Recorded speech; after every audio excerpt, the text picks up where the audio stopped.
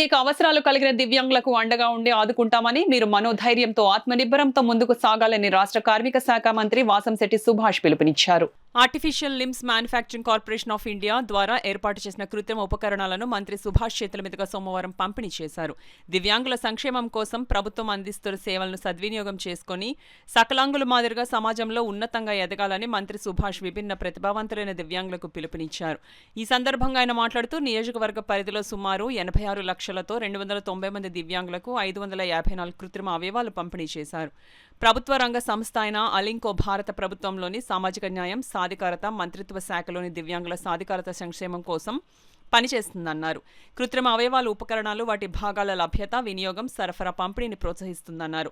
Battery operator motor సైకిళ్లు 68, ట్రైసైకిళ్లు 41, wheel చైర్లు 62, నడక కార్లు 30 మందికి, అత్యధిక డిజిటల్ వినికిడి యంత్రాలు బ్యాటరీలతో సహా 22 మందికి ఉచితంగా ఆయన సంస్థ తరపున పంపిణీ చేశారు. ఈ కార్యక్రమంలో అలింకో సంస్థ deputy general manager Sanjay Singh, PO Ravishankar, Sivasis Patnaik, Zilla Parishad CEO VVVS Lakshmanarao, కూటమి పార్టీ సీనియర్ నాయకులు Vasamsetti Satyam, Janasena incharge Polisetti Chandrasekhar, municipal chairperson Radamsetti Sridevi, MPP, ఎంపీడీఓలు పద్మజ్యోతి, రాంబాబు, శ్రీనివాస్, కూటమి పార్టీ నాయకులు తదితరులు పాల్గొన్నారు. విభిన్న ప్రతిభావంతులకు అలింకో సంస్థ వారు ఈ రామచంద్రపురం నియోజకవర్గానికి గాను 290 మందికి సుమారు 554 పరికరాలు ఇస్తూ ఉన్నారు. దానికి సంబంధించి మోటార్ వెహికల్స్ కానీ, హీరింగ్ మిషన్స్ కానీ సుమారు 71 లక్ష విలువ చేసే పరికరాలు అలింకో సంస్థ వారు ఇవ్వటం జరుగుతోంది. అదేవిధంగా జిల్లా వ్యాప్తంగా